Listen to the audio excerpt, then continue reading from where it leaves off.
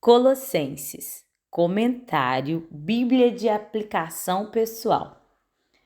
Tire o principal líder da equipe e ela se desorganizará. Interrompa a linha de combustível e o carro não funcionará. Tire o aparelho elétrico da tomada e ele não terá energia. Seja na liderança, na força ou na vida, as conexões são essenciais. Colossenses é um livro de reflexões.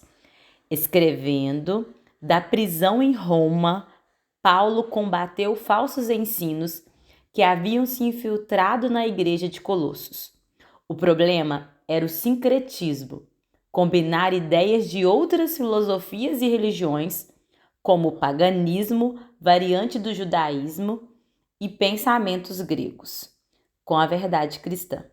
A heresia resultante, mais tarde, se tornou conhecida como gnosticismo, enfatizando o conhecimento especial, gnose em grego, e negando a Cristo a condição de Deus e Salvador. Para combater este grave erro, Paulo enfatizou a divindade de Cristo, sua conexão com o Pai e sua morte sacrificial na cruz pelos pecados. Somente estando conectado com Cristo, pela fé, alguém pode ter a vida eterna. E, somente por meio de uma conexão contínua com Ele, alguém pode ter poder para viver.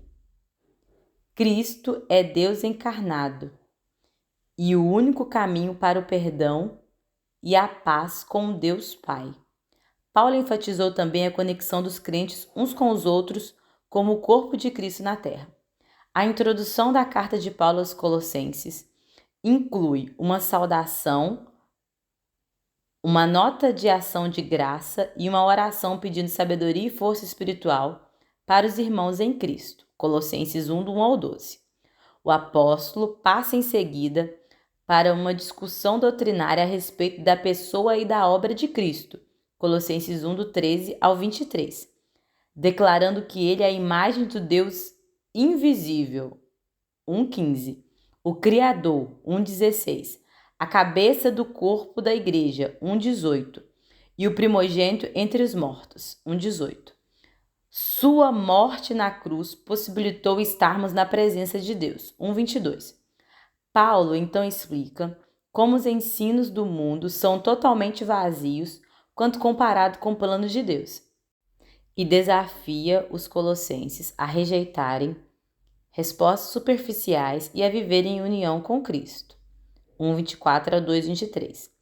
Tendo estabelecido esse cenário teológico, Paulo se volta às considerações práticas.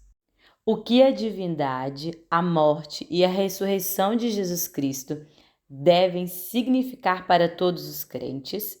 3:1 ao 4:6. Devido à certeza quanto ao nosso destino eterno, nossos pensamentos devem ser preenchidos com assuntos referentes ao céu. 3, do 1 ao 4. A impureza sexual e outras luxúrias mundanas não devem sequer ser mencionadas entre nós. 3, do 5 ao 8. A verdade, o amor e a paz devem marcar a nossa vida. 3, do 9 ao 15. Nosso amor a Cristo deve também traduzir um amor aos outros.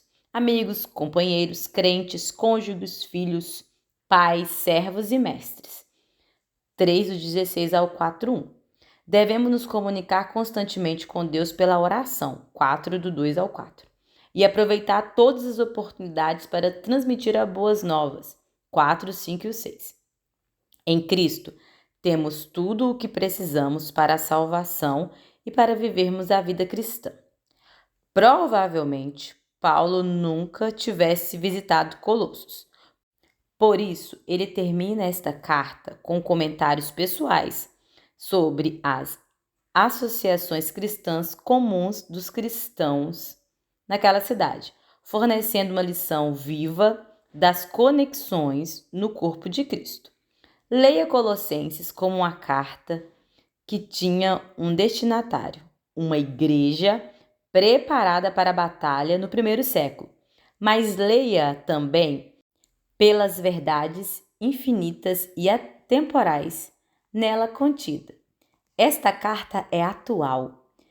Renove seu apreço pelo Senhor Jesus Cristo como a plenitude de Deus e a única fonte para vivermos a vida cristã. Saiba que Ele é o seu líder, a cabeça e a fonte de poder, e tenha certeza de estar conectado a Ele. Informações essenciais. Propósito: combater os erros na igreja e mostrar que os crentes têm tudo o que precisam em Cristo. O autor, Paulo.